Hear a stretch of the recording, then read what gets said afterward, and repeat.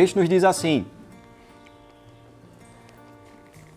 lembra-te, Senhor, a favor de Davi, de todas as suas provações, de como jurou ao Senhor e fez votos ao poderoso de Jacó.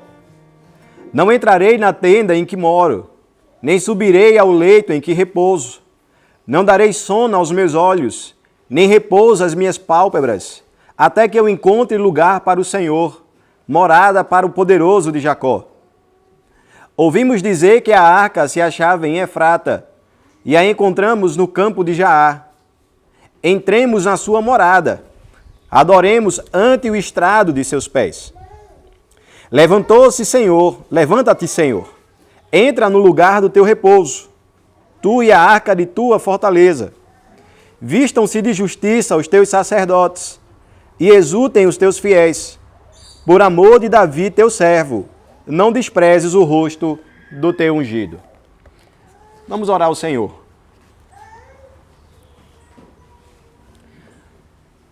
Ó Senhor, nós somos gratos, porque hoje temos a condição, nesse primeiro dia da semana, de ouvirmos a exposição da Tua Palavra.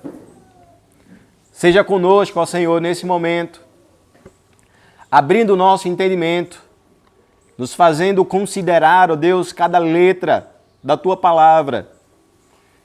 Que a Tua Palavra encontre em nosso coração um lugar, que ela possa florescer, e que possamos dar frutos para a glória do Teu nome, Senhor. Desejamos a Tua Palavra mais do que o ouro depurado. Estamos sedentos em ouvir, Senhor, a Tua voz. Nós pedimos que nessa manhã o Senhor seja generoso para com os nossos ouvidos e benevolente para com a nossa alma. Ajuda-nos, ó Senhor, para que ouçamos mais uma vez a voz doce, suprema, agradável do nosso Senhor Jesus Cristo, que é o nosso grande pastor e sumo sacerdote. Nós te oramos agradecidos em nome de Jesus. Amém. Irmãos, uma das grandes verdades é que a nossa vida está além do nosso controle. Por mais que eu e você tenhamos a condição de experimentarmos tantas coisas boas, que nos trazem a sensação de que nós temos a segurança ou o controle daquilo que está à nossa volta, certamente quando nós observamos com atenção e sobretudo quando nós estamos diante de problemas que tiram de nós qualquer perspectiva, nós lidamos com aquela realidade tão dura de que nós não temos o controle de absolutamente nada. E eu penso que os nossos planos são boas evidências da nossa falta de controle sobre as questões da vida. De modo que nós já planejamos muitas coisas e elas não foram realizadas. De modo que nós planejamos muitas atividades e elas tiveram o seu curso alterado ao longo da nossa ação. Os pais, por exemplo, podem experimentar diariamente a condição de ensinar aos seus filhos aquilo que é correto, de investir, de empregar as suas energias para ensinar os seus filhos o temor do Senhor e vê-los em muitas situações pegando o caminho ou se desviando pelo caminho do pecado. Esta é uma verdade que nenhum homem pode escapar. Assim como a morte está para todos os homens, a falta de controle também está para todos nós. De modo que a vida apresenta essa realidade inescapável e esta condição em que nós estamos encerrados. Mas diferentemente de nós, Deus tem o controle absoluto de todas as coisas. Certamente Deus é aquele que controla todas as realidades, bem também como as contingências da vida. Ele é aquele que detém o controle sobre todas as coisas. De modo que o seu plano está sedimentado no seu caráter, no seu poder, no seu conhecimento, e nada que Deus estabelece pode ser alterado. De maneira que o sol e a lua trocam o seu turno porque Deus assim o manda. De modo que a nossa vida existe pelo poder de Deus. E pessoas nascem e morrem pelo controle das mãos do Senhor. Se de um lado nós não temos controle da vida, nós não sabemos nem ao menos quando nós iremos morrer ou do que nós iremos morrer. De um outro lado nós temos um Deus soberano que controla todas as coisas. A verdadeira fé comunica a certeza do que Deus fez no passado, mas ela também comunica a certeza que temos da ação de Deus em relação ao futuro. Porque a verdadeira fé é a convicção de que tudo o que Deus prometeu acontecerá. E esta é a fé que deve estar em nosso coração, e esta é a fé que estava no coração desses israelitas, quando cantavam o Salmo 132. Temos aqui mais um hino anônimo, mas um hino dos peregrinos que se dirigiam a Jerusalém para adorar o nome do Senhor. Há aqui o entendimento, por exemplo, de alguns especialistas, comentaristas bíblicos, de que este foi um salmo escrito por Salomão. Nós não sabemos.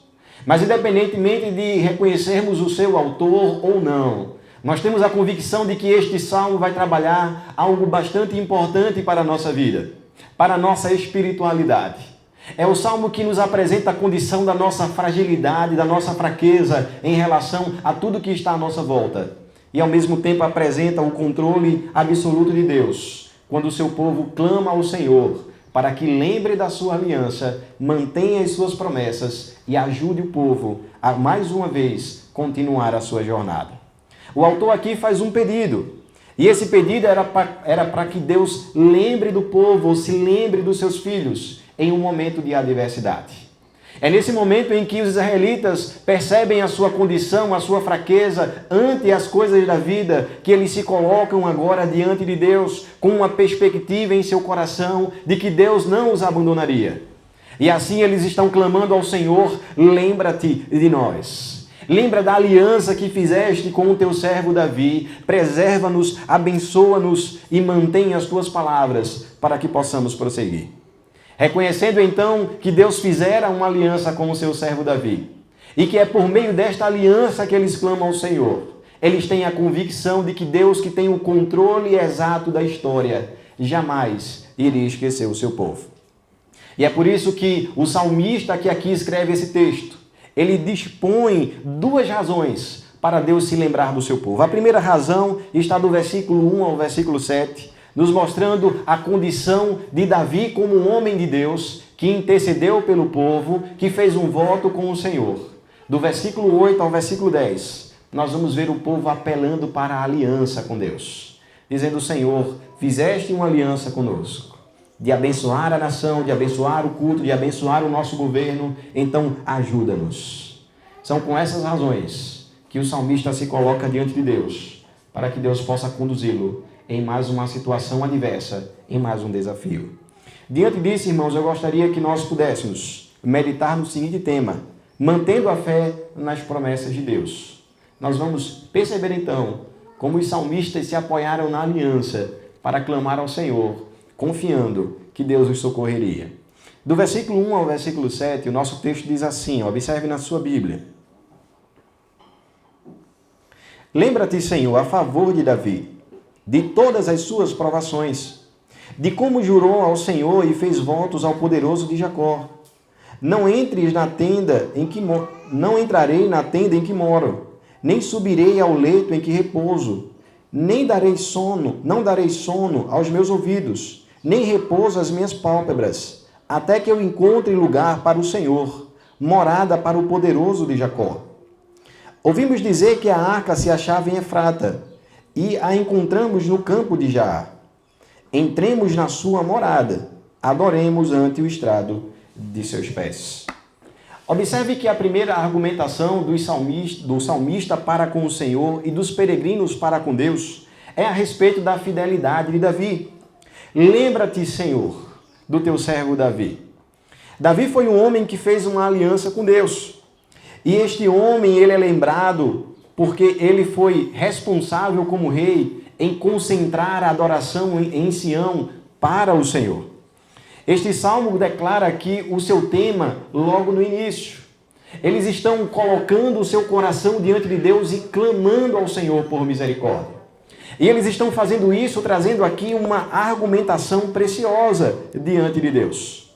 A argumentação que eles destacam é que Davi fizera uma grande obra como seu rei, que Davi havia estabelecido a adoração ao Senhor em um lugar próprio.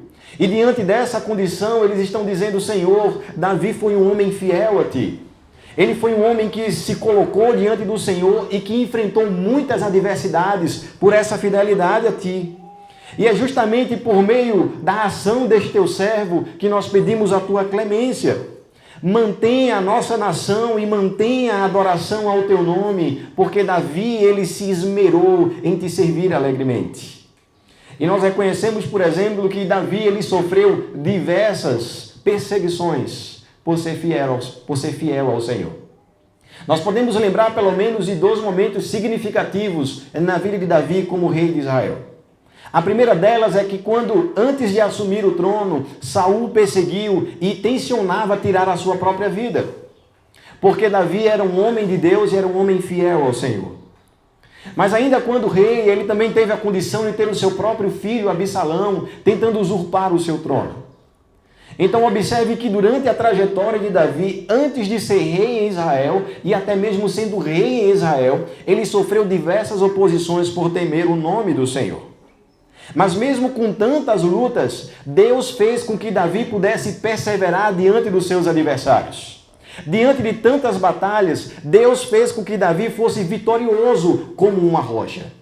De maneira, irmãos, que agora os israelitas olham para a história deste grande servo de Deus e eles desejam que Deus faça a mesma coisa com eles. Da mesma forma que Davi superou os obstáculos, Senhor, faz conosco o que fizeste com o teu servo. Preserva a nós e nos faz triunfar, como o Senhor fez com que Davi, o nosso rei, triunfasse e fosse preservado diante das dificuldades que ele mesmo enfrentou. E é interessante nós percebermos essa condição, porque certamente quando nós abrimos os Salmos, nós vamos encontrar diversas vezes os salmistas apelando ao Senhor por base da aliança que fizera com os seus servos. Davi fora fiel ao Senhor em sua promessa e Deus fora fiel à sua própria palavra, preservando o seu servo Davi. E agora eles estão dizendo, Senhor, nós também somos o teu povo, nós também vivemos debaixo dessa aliança, não se esqueça de nós. Observe que, assim como esses homens estão se apoiando na fidelidade de Davi, para que possam ser preservados por Deus, nós nos apoiamos na fidelidade de Cristo para sermos preservados por Deus. E essa é a grande lição que nós já encontramos aqui no versículo 1. Esses homens são preservados por uma aliança, nós também somos preservados por uma aliança que Deus fez conosco. Mas que tipo de voto Davi fez a Deus? Como ele cumpriu este voto? Observe que do versículo 2 ao versículo 5, nós temos aqui uma cena curiosa. O salmista diz, de como jurou ao Senhor e fez votos ao poderoso de Jacó. Observe do versículo 3 ao versículo 5 a linguagem. Não entrarei na tenda em que moro, nem subirei ao leito em que repouso. Não darei sono aos meus olhos, nem repouso às minhas pálpebras, até que eu encontre lugar para o Senhor, morada para o poderoso de Jacó. Nós temos aqui um voto de Davi sendo realizado para com Deus. E nós temos aqui também uma hipérbole, uma linguagem exagerada. Davi está dizendo, eu não vou dormir, eu não vou tranquilizar o meu coração, eu não vou ficar satisfeito até que eu cumpra o voto que eu fiz com Deus. Eu não serei um homem tolo de fazer um voto com o Senhor e retornar. Eu vou cumprir exatamente aquilo que Deus prometeu, então eu não vou cochilar, eu não vou ficar sossegado enquanto eu não tiver a condição de ver o meu voto sendo cumprido. E que voto é esse que Davi está aqui declarando? Nós temos como pano de fundo o texto de 2 Samuel, no capítulo 6 e o capítulo 7. É aquela condição em que o salmista, ele vê a Arca da Aliança numa tenda. E ao ver a Arca da Aliança numa tenda, ele agora fica incomodado. Porque ele, o rei, está num palácio luxuoso, ele está numa condição de conforto, mas a Arca da Aliança de Deus está numa tenda. Ora, que mal haveria de ter um objeto numa tenda? Mas nós precisamos entender que a Arca da Aliança não era um objeto qualquer. Era aquele objeto que foi instituído por Deus para ser o símbolo da presença de Deus com o povo. E este símbolo precisava ser bem tratado pelos israelitas. E a condição agora de Davi é de ver aquele símbolo que representava a presença de Deus entre os israelitas numa tenda enquanto ele estava num palácio. E o seu voto é: Senhor, eu não descansarei enquanto eu não tirar essa arca da aliança da tenda e não fizer um lugar para que o Senhor seja adorado. Enquanto eu não construir um templo ao Senhor, eu não ficarei satisfeito. E é este o voto que o Salmo 132 está declarando a nós. Não é o único voto, porque no versículo 11 nós temos um voto de Deus também para com o seu povo. Mas esse era o desejo de Davi, e ele usa aqui essa linguagem exagerada para dizer: as minhas pálpebras, elas não vão se fechar, eu não vou descansar enquanto eu não realizar aquilo que Deus quer.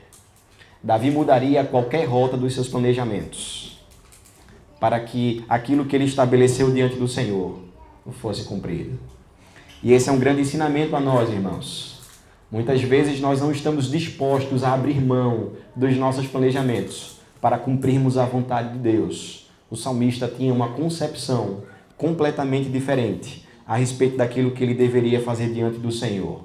Porque Davi, como um homem de Deus, ele via a adoração com primazia, ele via a adoração como o exercício primeiro da existência do homem. Dessa mesma forma, nós precisamos então ver a adoração ao Senhor com primazia, trazendo a adoração a Deus como ato supremo da nossa existência. E assim Davi, ele se ocupa em realizar esta grande obra, de modo que o versículo 6, ou do versículo 6 ao versículo 9, nos mostra que Davi cumpriu esta aliança. Mas observe que eu disse inicialmente que os israelitas estão clamando ao Senhor, e eles estão fazendo esse clamor ao Senhor para que Deus possa conduzi-los, abençoá-los, assim como fez com Davi, e lembrar-se desta aliança. Mas que tipo de oração eles fizeram diante do Senhor? Eles fizeram uma oração cheia de desconfiança? Absolutamente não. Nós temos aqui uma oração confiante de que Deus haveria, mais uma vez, de socorrer o seu povo. Observe que no versículo 5, nós temos o povo trazendo aqui o voto que Davi fizera com o Senhor, e nós temos aqui uma expressão importante. Essa expressão utilizada pelo salmista significa que eles estão confiantes na ação de Deus. A expressão aqui utilizada é poderoso de Jacó. E na Bíblia nós temos diversos nomes que se referem ao nosso Deus.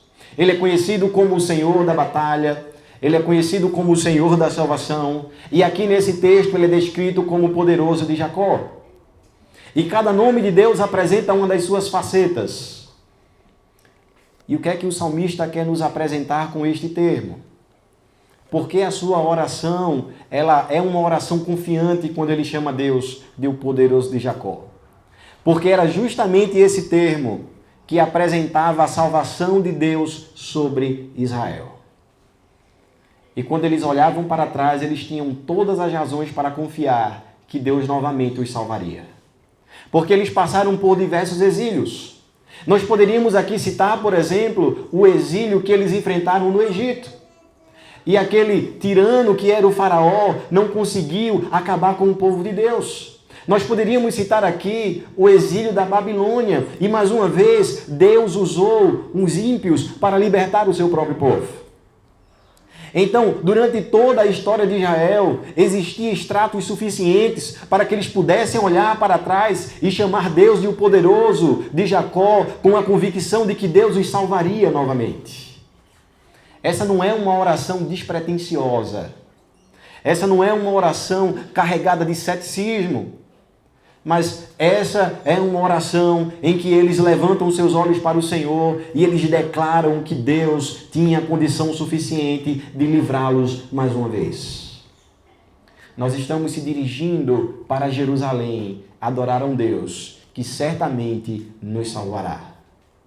Salvou do Egito, salvou da Babilônia, salvou o seu servo Davi e certamente continuará a salvar o seu povo e a trazer a eles a condição de preservação. Esse era o entendimento do salmista. E é por isso que esse é um termo importante a respeito de Deus. Mas observe que ele finaliza essa primeira parte no versículo 6. Aliás, do versículo 6 ao versículo 7, dizendo: ouvimos dizer que a arca se achava em Efrata, e a encontramos no campo de Jaar.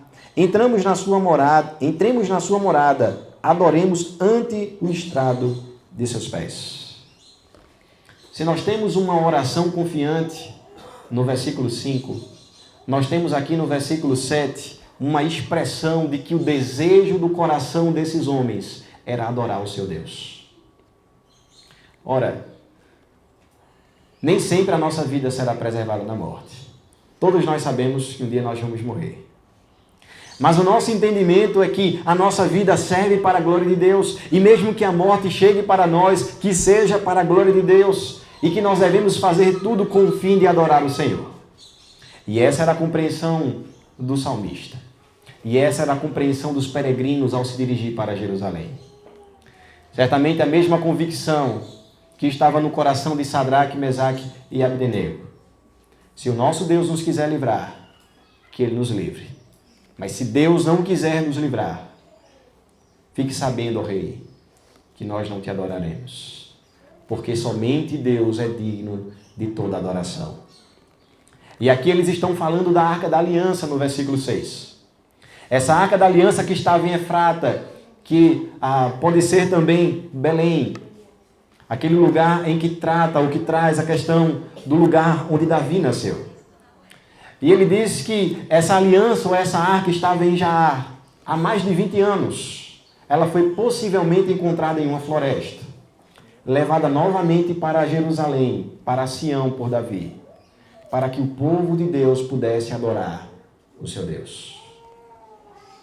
É nesse momento de aflição, nesse momento de desafogo, que eles não esquecem de adorar o seu Senhor. É porque a finalização do versículo 7 é tão importante, irmãos.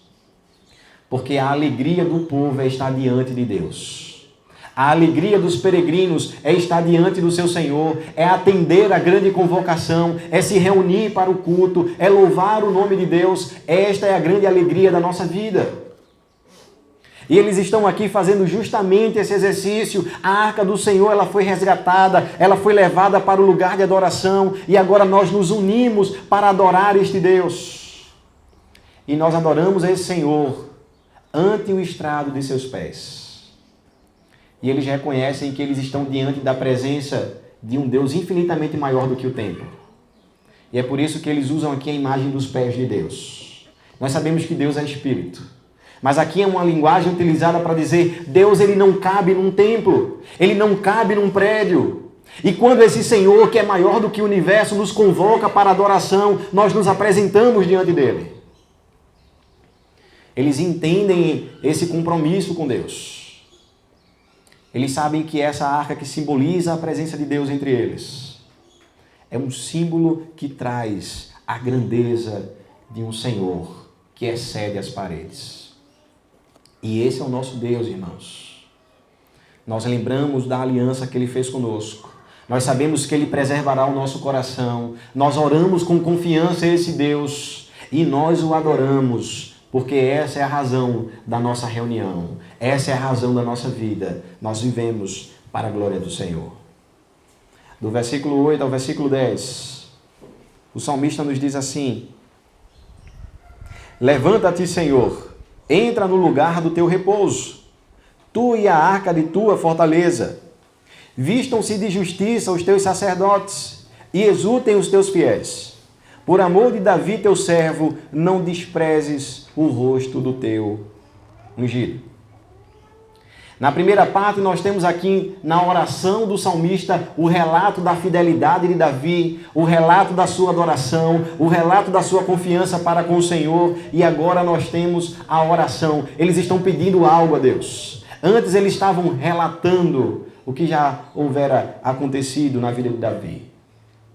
Mas agora eles estão pedindo a Deus de forma objetiva. E aqui nós temos 3 pedidos feitos pelo salmista. O primeiro pedido é que ele diz: Senhor, entre no seu repouso. E aqui ele está se referindo ao culto.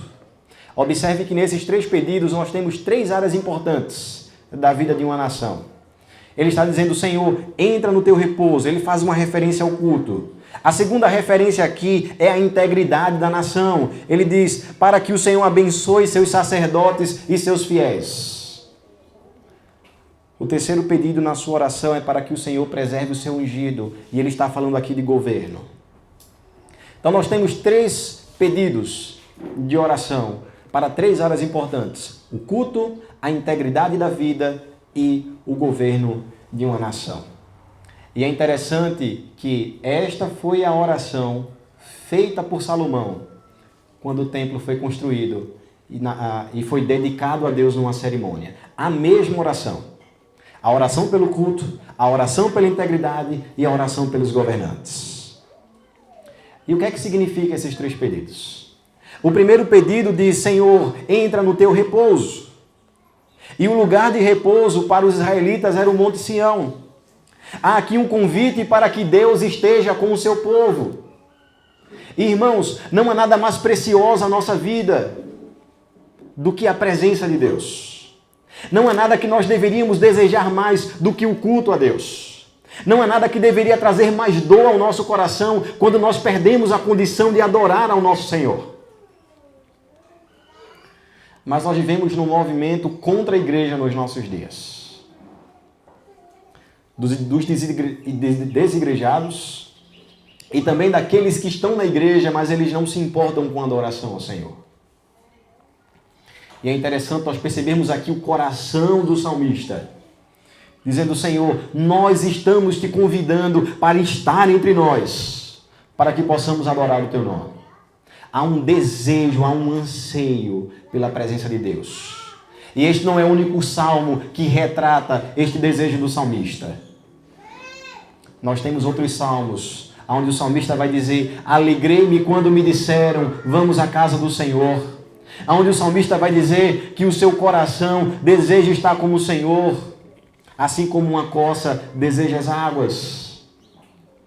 Há um anelo, irmãos, há uma ansiedade para estar diante de Deus.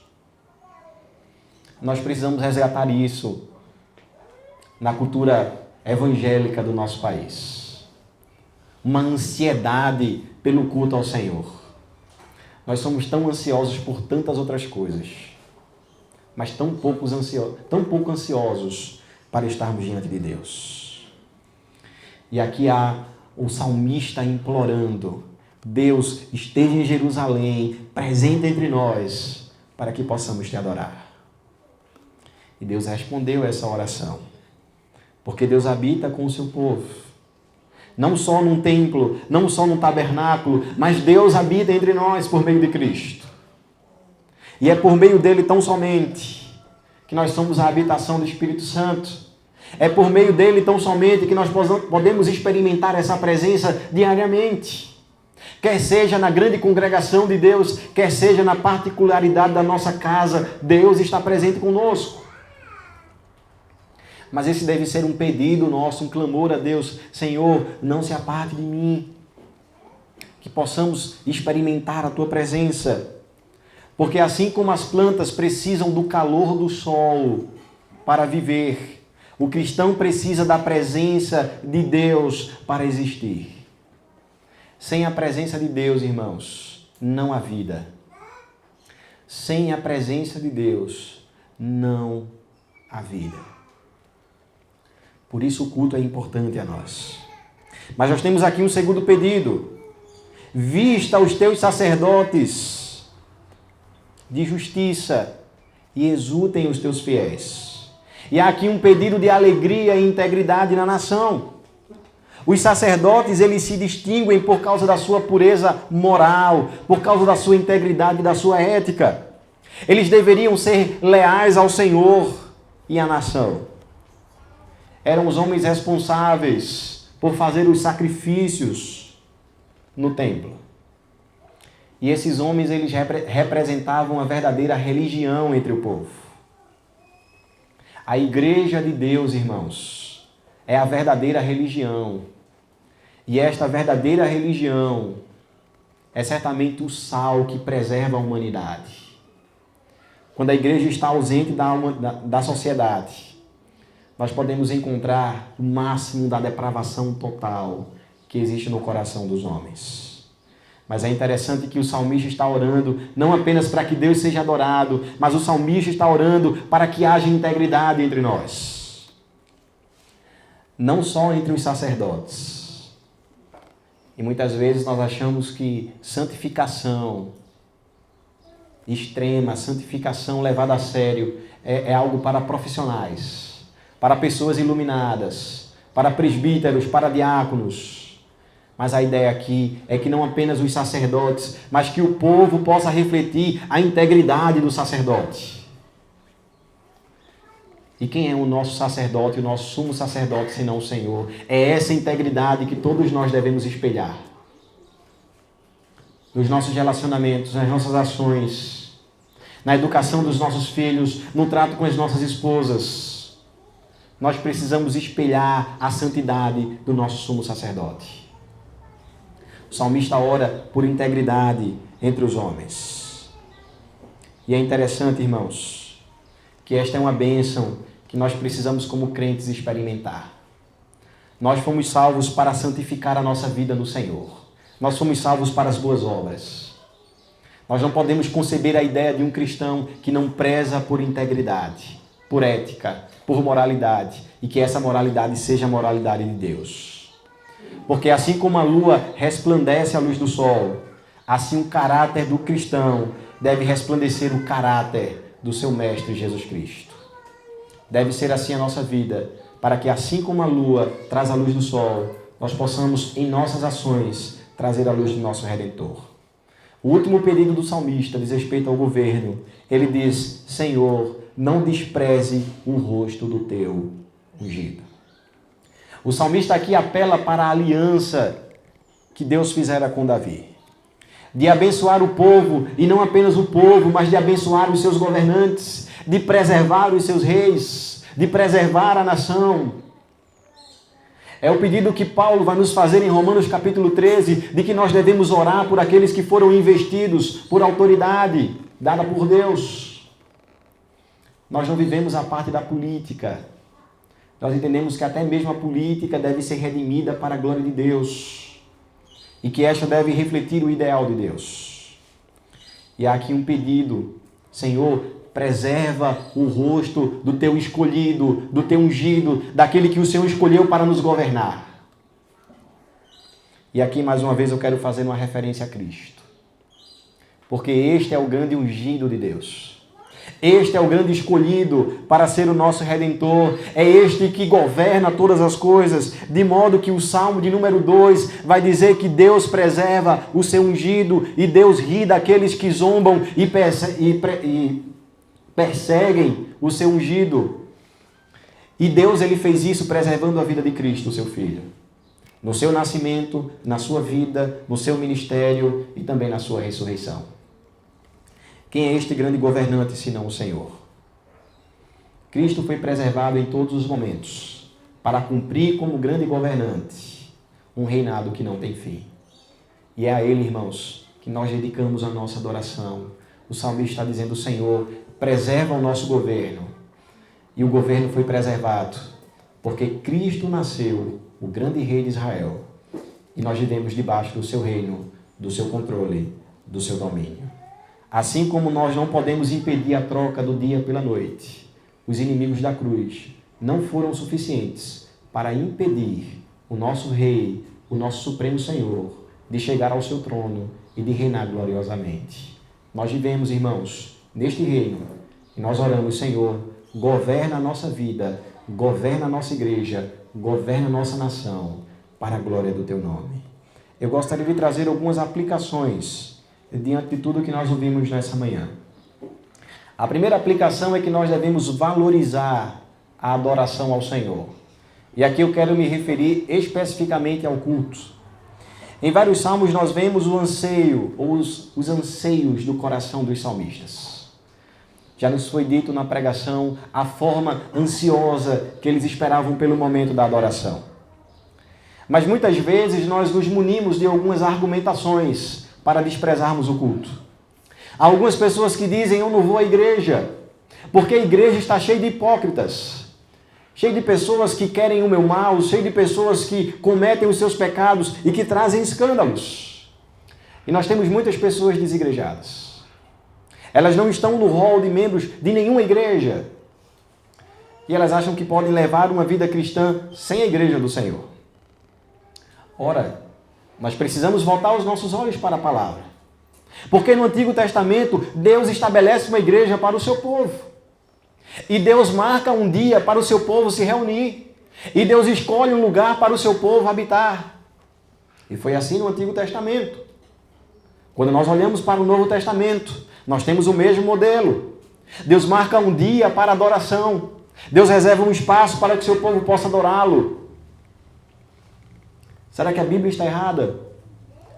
Quando pede que eu e você estejamos em um dia celebrando o nome do Senhor em coletividade. Seja Deus verdadeiro e mentiroso todo homem. Se nós lutamos contra a igreja, nós lutamos contra o próprio Deus.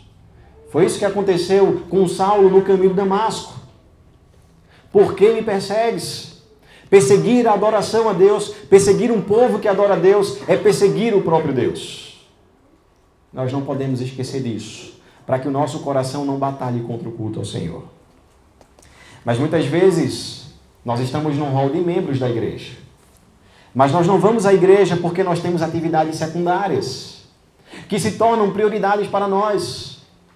Porque as donas de casas, elas precisam lavar os seus pratos. Elas precisam varrer a sua casa, porque elas não tiveram tempo durante a semana para fazer isso. Porque os homens querem assistir futebol ou até mesmo a corrida. Ah, irmãos, quantas atividades nós colocamos no dia do Senhor? Quantas atividades nós substituímos pelo culto? E eu quero que você preste atenção no que eu vou lhe dizer. Se você tem substituído o culto pelas suas atividades secundárias, isso mostra o quanto você valoriza o seu Deus. É proporcional. Se o culto não é importante para você, Deus não é importante na sua vida. É duro nós ouvirmos isso, mas é a realidade. Não existe nada mais agradável para um crente do que encontrar-se com o seu Deus. Eu fico imaginando num casamento em que um noivo está no altar esperando a sua noiva. E a sua noiva diz, eu não irei hoje, porque eu tenho pratos para lavar. Nós não fazemos isso num casamento, mas nós fazemos isso com o nosso noivo, que é o Senhor. O culto é importante, irmãos. Nós precisamos dar atenção a ele. Quero também citar aqueles que estão no culto e que talvez estejam ouvindo a aplicação dizendo, ora, eu não falto um culto sequer. E eu quero dizer que você pode negligenciar o culto estando aqui. Quando você chega com muito som na igreja, quando você canta as canções de forma fria,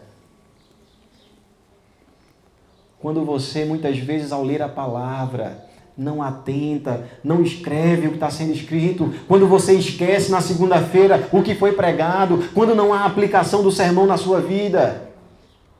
Há muitas formas de desprezarmos o culto entre nós. Quando nós olhamos o nosso celular, e nós muitas vezes respondemos mensagens no momento da adoração, nós desprezamos o Senhor. Quando certamente nós fizemos um voto com Ele e que Ele será o nosso Deus e nós devemos a Ele a obediência. Deus nos chamou para o culto, irmãos. Nós não podemos desprezar isso. Nós deveríamos então dar atenção, não só antes de chegarmos na igreja, mas especialmente quando nos reunimos para adorarmos o Senhor. De que forma nós podemos valorizar o culto? Primeiro, fazendo o culto doméstico na nossa casa. Reunindo os nossos filhos e as nossas esposas. Irmãos, este é o grande treinamento para o culto. Eu acho tão agradável quando nós estamos aqui numa igreja que, por exemplo, valoriza as crianças entre nós e as nossas crianças estão quietas. Elas estão ouvindo a pregação. E eu sei que muito disso é um trabalho que você tem feito no seu lar. E com todo respeito, nós sentimos a diferença quando há visitantes entre nós. quando há pessoas que não valorizam o culto na sua casa. Nós precisamos resgatar aqueles que ainda não fazem o culto doméstico. Precisam resgatar essa herança cristã e essa responsabilidade dos pais. Reúna na sua casa aqueles que estão debaixo de sua autoridade e faça o culto. Mas há uma outra forma de você adorar o Senhor e preservar o culto. Quando você dá atenção à pregação. Converse com o seu filho quando você voltar para a sua casa. O que foi que o pastor falou? Veja se ele entendeu a pregação. Veja se ele compreendeu o que o pastor diz. Corrija os equívocos. Ajude-os na sua interpretação. E esse é um exercício bom para você e para os seus filhos.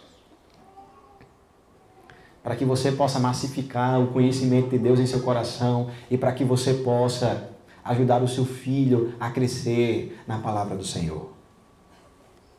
Há outro modo também, irmãos, de nós preservarmos o culto ao Senhor. Nós vivemos numa sociedade que não quer adorar o Senhor. Numa sociedade anticristã. E essa sociedade anticristã vai fazer muitas vezes programações no domingo. Porque tudo que acontece de entretenimento em nosso país, normalmente acontece no domingo. E nós precisamos, para com a sociedade, mostrar a seriedade que nós temos em relação ao culto.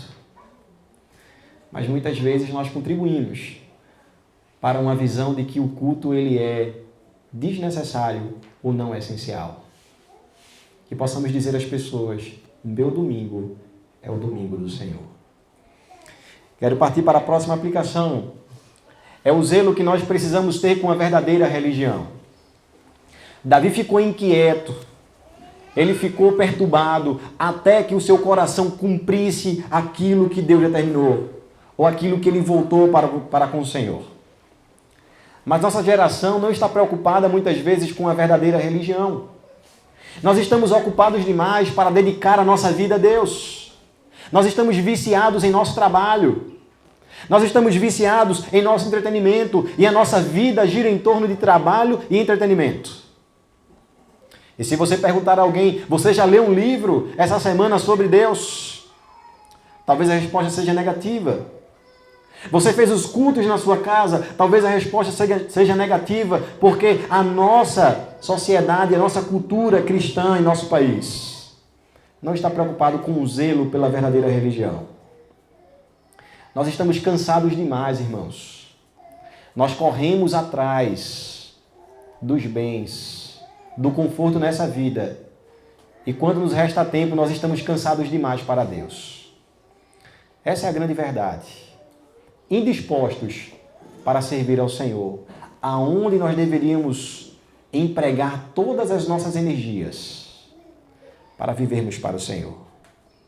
Quando não muito, nós usamos a religião de forma utilitarista. Nos aproximamos de Deus quando nós precisamos de alguma coisa. Se alguma aflição bate à porta do nosso coração, nós corremos para Deus. E essa não é a forma de servir ao Senhor. Deus não deve ocupar os últimos lugares da nossa vida. Deus deve ocupar, não apenas por excelência, mas por direito, o primeiro lugar do nosso coração. Nada tem o direito de ocupar o trono do seu coração, senão o Senhor. Esse é o verdadeiro zelo pela verdadeira religião. O mesmo zelo que Davi teve, devemos ter em cumprir as ordens de Deus. Terceira e última aplicação. Nós ouvimos muito a respeito das nossas ações. E nos parece pesado ouvir tudo isso. Mas eu quero lembrar para você que há a graça e a misericórdia. Talvez você tenha ouvido agora essas aplicações e tenha dito, pastor, isso é pesado. É pesado confrontar o meu coração a respeito da falta de desejo de adorar o Senhor. É pesado olhar a minha própria vida e perceber muitas vezes a falta de zelo que eu tenho tido em relação às coisas de Deus. Mas eu quero dizer para você que nós temos um Deus que assegura as suas promessas. Nós temos um Deus que nos acolhe em nossa fraqueza. Nós temos um Deus que olha a nossa condição. Nós temos um Deus que vê a nossa fraqueza. e que perdoa a nossa iniquidade. A graça, irmãos. Se temos sido relapsos com o culto, se temos desprezado a lei de Deus, a graça para nós. Corramos para o Senhor, porque Deus é um Pai que não despreza os seus filhos. Nós podemos ser esquecidos pelas pessoas que nós mais consideramos em nossa vida. E esse desprezo pode abrir feridas em nossa alma.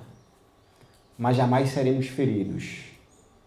Jamais seremos feridos pelo abandono do nosso Senhor. Porque Ele prometeu estar conosco.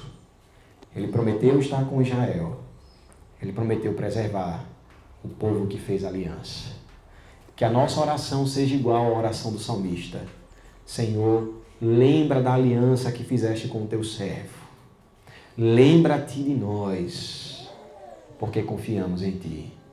Perdoa o nosso pecado e ajuda-nos a servir ao Senhor. Que não sejamos tomados pela incredulidade das promessas de Deus. Que não sejamos tomados pela desconfiança dessa misericórdia. Que possamos então, irmãos, nos apegar a ela, sabendo que há sempre perdão para nós. Que possamos, a partir de hoje, com todas as nossas energias, com todas as forças do nosso ser, amar o Senhor, adorá-lo e ter zelo pela sua fé, pela verdadeira religião. Que Deus nos abençoe. Vamos, nesse momento, orar ao Senhor, pedindo a Ele que traga ao nosso coração a aplicação dessa palavra, para que possamos amar o Senhor, cumprindo a sua lei, cumprindo os seus desígnios e pedindo a Deus que seja gracioso conosco. Que aonde os nossos pés vacilarem, as mãos do Senhor estejam lá para amparar o nosso coração. Senhor, nós nos apresentamos diante de Ti com um relato belíssimo do zelo, do amor do Teu servo Davi, que se esmerou em cumprir um voto que fizera com o Senhor, que se ocupou em ter zelo pela verdadeira religião, que buscou não desprezar a adoração ao Teu nome. Nós somos gratos, ó Deus, pela vida de Davi, que nos dá um grande exemplo de como devemos seguir. Mas Davi era um homem falho como nós somos. E que em momentos da sua vida também desprezou a Tua lei como nós desprezamos. Que em alguns momentos da sua vida não Te adorou como o Senhor merece ser adorado e como assim nós também o fazemos. E certamente se os nossos olhos estão fixos no exemplo de Davi, os nossos olhos estão ainda mais fixos no exemplo de Cristo. Porque este sim, Senhor, buscou a Tua glória como deve ser buscada. Porque priorizou as coisas do Teu reino e a Tua justiça, nos mostrando que as demais coisas, elas são acrescentadas pelas Tuas próprias mãos. Nos ajuda, Deus, a nos identificarmos com Davi em suas fraquezas e em suas virtudes. Mas, acima de tudo, de nos identificarmos com o nosso Senhor. De percebermos que o Senhor começou em nosso coração uma grande obra para que nos assemelhemos mais e mais a Ti, Senhor. Para que tenhamos a esperança de vencer os nossos pecados, a nossa apatia, a nossa fraqueza, para com adoração ao Senhor, para com o zelo com a Tua palavra. E assim corramos, ó Deus, com perseverança, a carreira que nos foi proposta em Cristo. Ampara-nos, Senhor, em nossa fraqueza. Porque a Tua palavra que nos fala da Tua justiça, que nos fala sobre a nossa responsabilidade, é a mesma palavra que nos fala sobre um Deus gracioso, amoroso, que não nos desampara. Ajuda-nos, Senhor.